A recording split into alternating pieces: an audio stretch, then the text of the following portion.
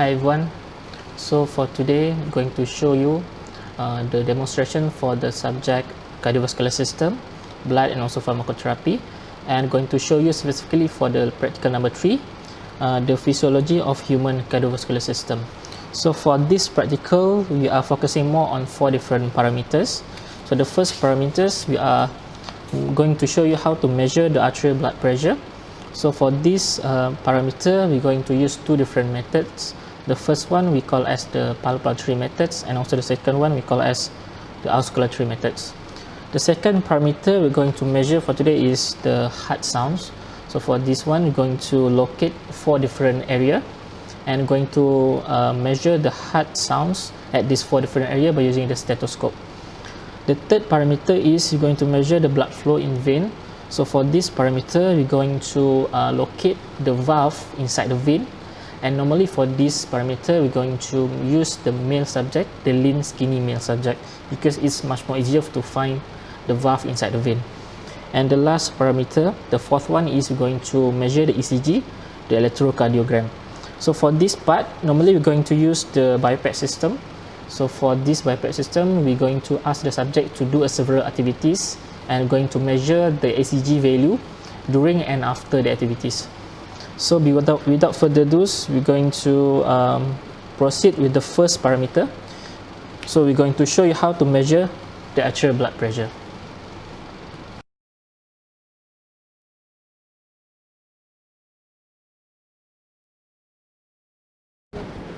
Next, we're going to proceed to the first parameter. So for the first parameter, we're going to measure the arterial blood pressure.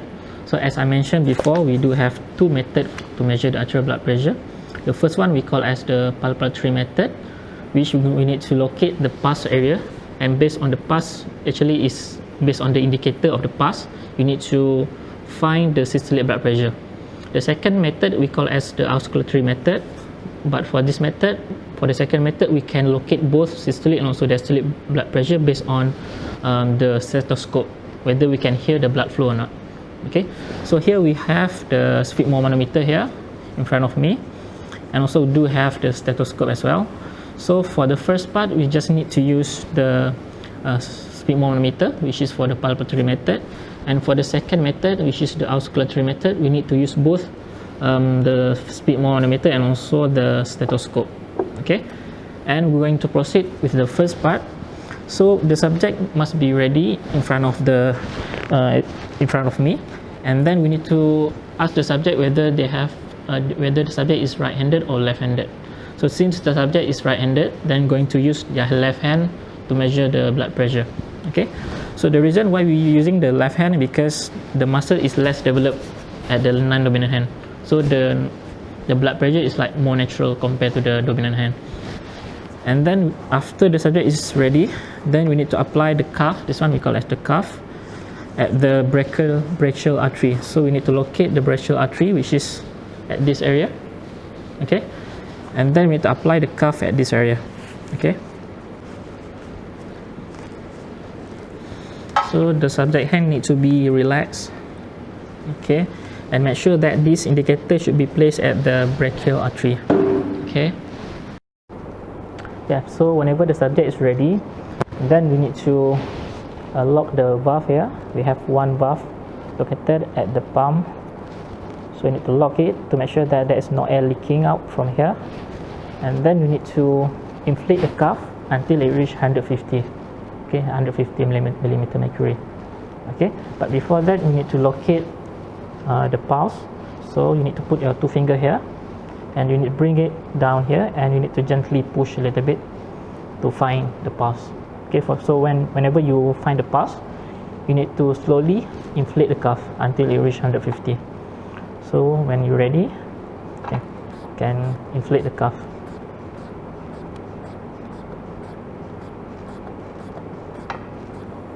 So whenever it's reached 150, actually you cannot feel the pulse at this area anymore, because the pressure already blocked the pressure already blocked the arterial part at this area, so we cannot find the pulse at this area anymore.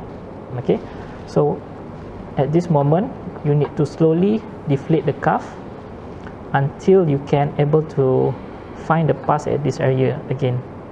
Okay, so we need to slowly deflate. Okay, so now actually I can feel the pulse at this area. So that means your systolic blood pressure is around 127 at this moment. So that's how you measure the systolic blood pressure by using the palpatory methods.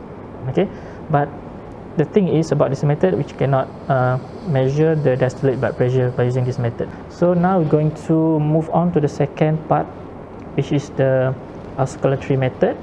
So as I mentioned before, for the auscultatory method, we're going to use the stethoscope. So we're going to take the stethoscope here. Before that, I'd like to introduce the stethoscope for you. So to use the stethoscope, make sure that you need to apply the earbud directly into your ear like this. We call as the upward positions, not the inward position like this. Okay, and we do have this one we call as a bell, and this one we call as a diaphragm. So you need to use a diaphragm part for this method. So you need to adjust the position of the diaphragm by applying the wire here. Okay, and then what you need to do, you need to place the diaphragm part directly on top of the brachial artery. So here is a brachial artery, so you need to place it here. Okay, the reason is because we need to hear the blood flowing from the upper arm to the lower arm. Okay, so the same method was applied, but for this method we're able to measure both systolic and also diastolic blood pressure. And the first method is going to inflate the pressure, inflate the cuff until it reaches 150 mm mercury. Okay, and then after that we're going to slowly release the pressure, and after a few moments we can hear that the blood is flowing down, starting from the upper arm to the lower arm. So whenever we can hear that the blood is flowing down, that is the indicator for the systolic blood pressure. Okay, so we need to continue to deflate the cuff until the moment that we cannot hear the blood flowing anymore. That is the indicator for the diastolic blood pressure. Okay, so we're going to show you how it will be done. So first we're going to inflate the cuff, but you need to make sure that we need to lock the valve. Okay, so whenever the subject is ready, we need to increase the pressure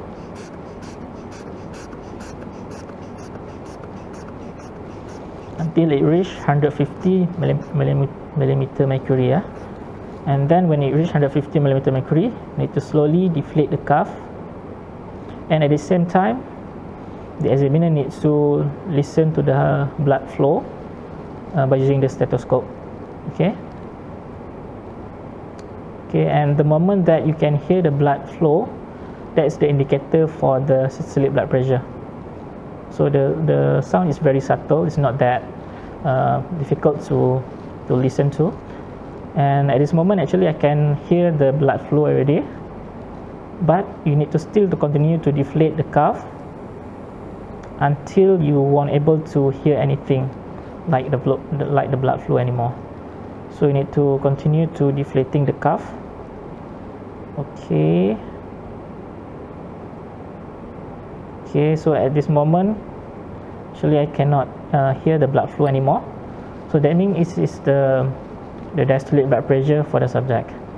Okay, so that's how we're going to measure the auscultatory method, which is the second part for the arterial blood pressure measurement. Okay, so we're going to proceed to the next parameter.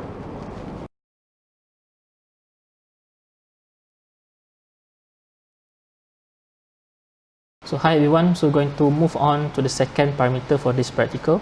So the second parameter is going to show you how to measure the heart sounds at the 4 different areas. So we have 4 different areas. The second intercostal space at the left sternal margin, the second intercostal space at the right sternal margins, the fifth intercostal space location at the apex for the heart, which is 1, 2, 3, 4 and 5, and also the fifth intercostal space at the right sternal margin, which is located here, 1, 2, 3, 4 and 5. So the first one is you need to use the stethoscope for these experiments. So you need to use, because we do have 2 different parts of the stethoscope, This one we call as the diaphragm. This one we call as a bell. So you need to use the diaphragm part for this experiment.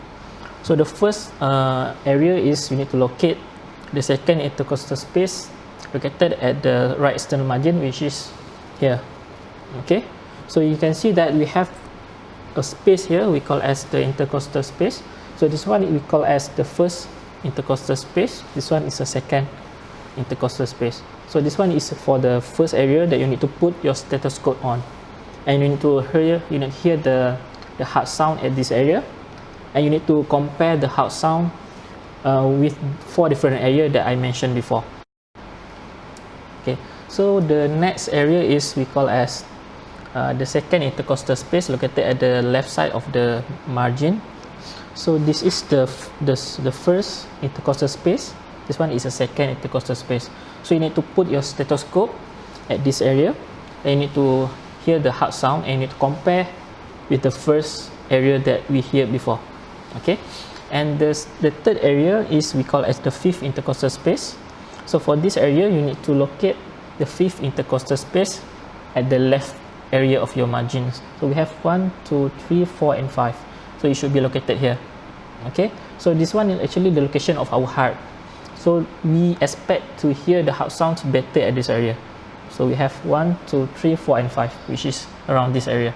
Okay, and the last part is the fifth intercostal space at the right side of your sternal margins. So we have 1, 2, 3, 4, and 5, which is located here. Okay.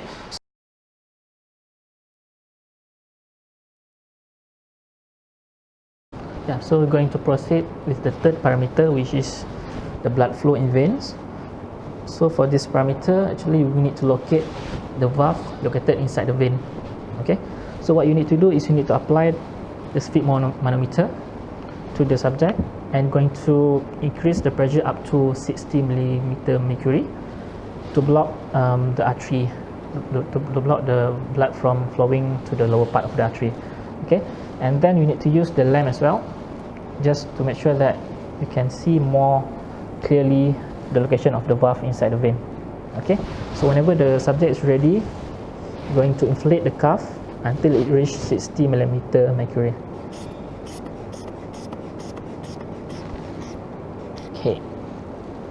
Okay, after that you need to look at the location of the vein, which is located at the lower part of the arm. Okay, so whenever you able to find the vein, and then you can find some sort of bulging area we call as the valve. Okay, so normally for this practical we need to find 2 different areas. If you look closely, actually you can find 2 bulging area, which is here and also here. It's like a little bit bulging from the skin. So this one is we call as the valve. Okay, and it only can be found inside the vein. Okay,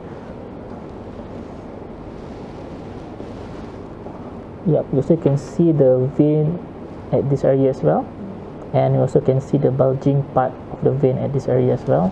So we have one here and another one here. So your task is actually to measure the distance between 2 different valves. So we have one here and one here, and then you can use the ruler to measure the distance between 2 different valves. Okay,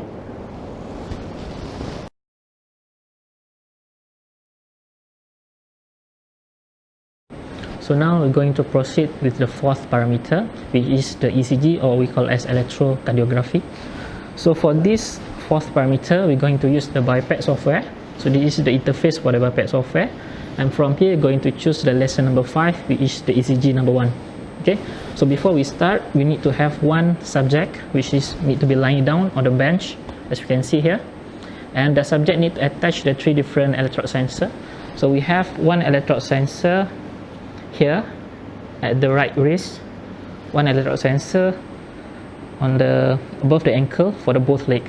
Okay, so we have 2 here and one on the right wrist. Okay, so after the subject is ready, then we need to attach we call as electrode lead to to a 3 different component of the electrode sensor. So we need to choose based on the color. So the white electrode lead should be attached at the right wrist. Okay, so going to attach it here. So you need to clip the electrode lead directly on the sensor like that. Okay, and also it should be based on the color, and the black one should be on the right ankle, which is here, and the red color one should be on the left ankle, which is here. Okay, and also need to make some sort of adjustment at the wire. You can put it at this side.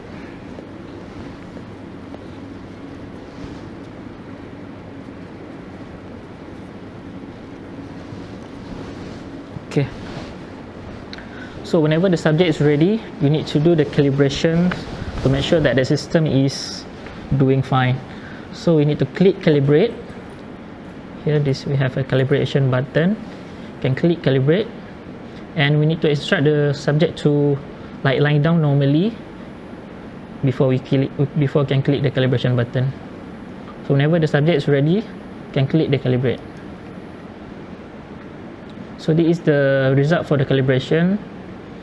So the pattern for the graph, it should be a straight line, and it should consist of 3 different waves. So we have the P wave, which is the small one, QRS complex, and also the T wave. So you should have these 3 different patterns for each different wave that we have here. So we have quite a number of waves, but each wave should consist of 3 different waves: P wave, QRS complex, and also T wave. So that is the calibration part for the ECG. Next, we move on to the recording part. So for the recording part, we're going to follow the instruction at the bottom here. So the first thing, we're going to record the subject for 20 seconds, and the subject needs to remain at the supine and relax and still on the bench. Okay, so whenever the subject is ready, you need to click the recording button here, and we need to record for at least 20 seconds. So you can click record, and we're going to record the subject, the ECG for the subject lie down on the bench. So you can see the time here, and when it reaches 20 seconds, you can click suspend.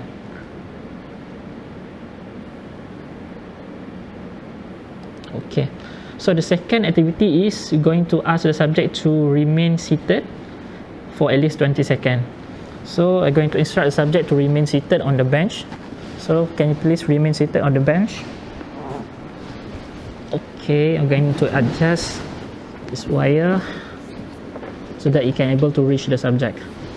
Okay, so whenever the subject is ready, and the subject need to be remain seated for at least 20 seconds, you can click resume. So you can see that the QRS complex is a little bit lower compared to the previous result, and you need to record for at least 20 seconds.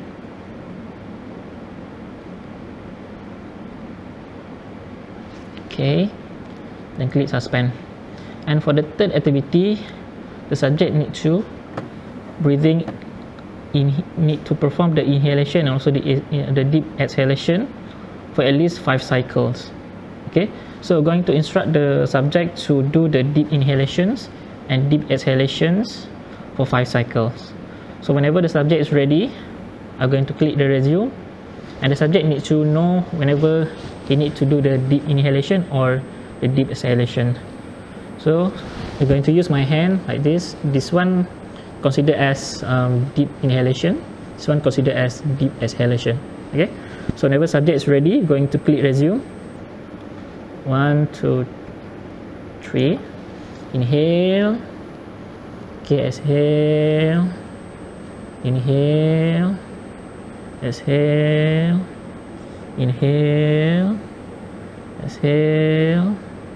Inhale. Exhale. Inhale. And exhale. Okay, so the last segment, we're going to ask the subject to do the exercise for at least 1 minute, and after 1 minute we're going to ask the subject to sit on the bench and should be in the relaxed positions, and after that we're going to reattach the lead electrode back to the electrode sensor, and then going to record the recovery phase for the subject. So now the subject already finished the exercise for 1 minute. So after the subject finish doing the exercise, then we need to reattach back the electrode lead back to the electrode sensor that we have. Okay, so whenever the subject is ready, you can click resume to continue the recording part. Okay, so this one is a result after the exercise. You can see that the subject having the difficulty in breathing. It's like having the rapid breathing compared to the previous one. And you can record for at least 20 seconds.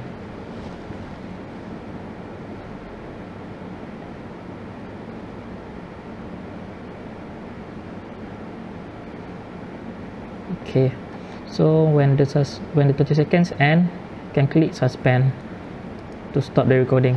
So that is the 4 different segments that we need to record. So after we done the recording part, we need to click done, this one, and then we need to save the file and click yes, and then from here we need to analyze the current data that we have. Okay, so this is the overall result, starting from the lying down, and then we have a sitting down, we have the breathing part, and also we have the exercising part. So we have 4 different segments in total, and we also can zoom in into 4 different segments based on the durations that we have. So you can click the x-axis here, and for example, you want to zoom in into the first part, which is starting from 0 to 20 seconds. So the lower range we can put at 0, and the upper range we can put at 20 seconds. And this is the first part, which is the lying down. And from here we actually need to record a few things. We need to record the delta t for each of the wave that we have here, and also the P2P value for each of the segments that we record today. So you can refer to your manual, and you can refer at the back of the table. We do have a few things that need to be recorded, and just follow your table accordingly. So after we finish doing the recording part for the ECG, the last part is for the data analysis. So you can refer to your manual. We do have this kind of data and calculation table. So we have a few sections. The section A for the first part, the first segment, which is for the resting part. And what you need to do is you need to record a few parameters, which is the delta t, which is the time, the durations, BPM, and also you need to record the duration for each segment, such as P wave, QRS complex, and also T wave. Okay, and at the same time you also need to record the amplitude as well, which is the P2P value. The second segment is for this one for the setting part. This one is a second segment, so you need to record both delta t and also the BPM for 3 different cycles. The third part is for the deep breathing, and for this part you need to choose 3 best cycle, and from here you need to record the delta t and also the BPM for both in inspiration and also the expirations part. And lastly, which is the after exercise, the recovery phase, you need to record the 3 best cycle, and you need to record the QT interval and also the end of the T wave to the subsequent R wave. So from here you need to choose the 3 best cycle, the delta t for the 3 best cycle, and you need to calculate the mean from them. So for now I'm going to show you how to record the data, and you need how to make the calculation as well. So here is data for the first segment. So based on the table, they're asking you to find the delta t and also the BPM for 3 different cycles. So the one cycle, considering that we have T wave, P wave, and also the QRS complex. So this one is a P wave starting from here, and then we have QRS complex, this one, and also we have T wave, this one. So this one considered as one cycle. So for the part A, which is for the regular breathings, we need to choose the 3 best cycle, and this one is your first cycle, and from here you need to click the delta t, okay, for the duration. So we have 0.5410, the duration for the first cycle, and you need to choose the BPM as well, okay, BPM, and record the BPM for the first cycle, which is 110.90. okay. So what you need to do is you need to repeat the same thing for another 2 cycle. Okay, so because they're asking for a 3 by cycle, so you need to do the 3 by cycle, and you need to record the recording for 3 different cycle, and then after that you need to calculate the mean for the delta t and also the BPM. So now we're going to proceed with the second data analysis. So based on the table, they're asking you to record the duration and also the amplitude for each different ECG component. So here we have P wave, PR interval, PR segment up to T wave. So what you need to do is you need to highlight each of the different segment one by one. So for example, this one is for the cycle number 1. So what you need to do is you need to highlight the P wave for the cycle number 1, and you need to record wait a second. Okay, you need to record the duration, which is this one, delta t, and also the amplitude, the P to P value, which is 0.1073 millivolts. Okay, so you need to record these 2 values for each different segments. So the next one we have the PR interval. So for the PR interval, it's actually the interval including the P wave. So you can highlight starting from the P wave until Q, which is around here. Okay, so this one is we call it as a PR interval. So for the PR segment, actually the value is starting from here, because we need to exclude the P wave. So you need to highlight the graph starting from here until it reach the Q, which is here. So this is the value for delta t and also the value for P to P value for the PR segment. Okay, so next one we have the QRS complex. So for the QRS complex, we need to highlight starting from Q, R and S, which is starting from here until here. Okay, so this is the value for the QRS complex, the delta t and also the P to P value. So we're going to repeat the same thing for the QT interval, ST segment and also the T wave. Okay, so the method is similar with the previous one, but this time you need to highlight the different components. Next, we're going to do the data analysis for the second activities, which is for the deep breathing. So for this part, you can see that from the graph, you can see that the changes in terms of the height of the QRS complex. You can see that the height is a little bit lower for the exhalation part, and for the deep inhalation part, you can see that the QRS complex is a little bit higher.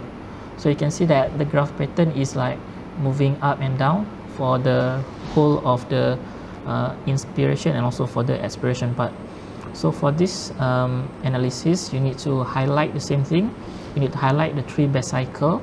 So for example, for the inspiration part, this one is for the inspiration part. You can see that the QRS complex is a little bit higher compared to the others. So you can choose this one for the inspiration part. So you need to highlight the full cycle starting from the P value, from the P wave, which is here, until it reach T wave. Okay, so you need to record the same thing, the durations, and also you need to record the BPM. Okay, so this one is for the inhalation part, and the next one for the exhalation part, you need to choose the value, the QRS value, who is a little bit lower than the inhalation part. So from the graph, you can see that this value is a little bit lower compared to the inhalation part. So you can choose this one as your exhalation part. So the thing is, you need to highlight starting from the P wave until it reach T wave, and you need to record the delta T, and also you need to record the BPM value, okay, for this inhalation and also for the exhalation part. So the thing is, just use the 3-batch cycle from the graph, and you need to record the result for delta T and the BPM. And after you finish, you need to calculate the mean value for each delta T and also the mean value for BPM.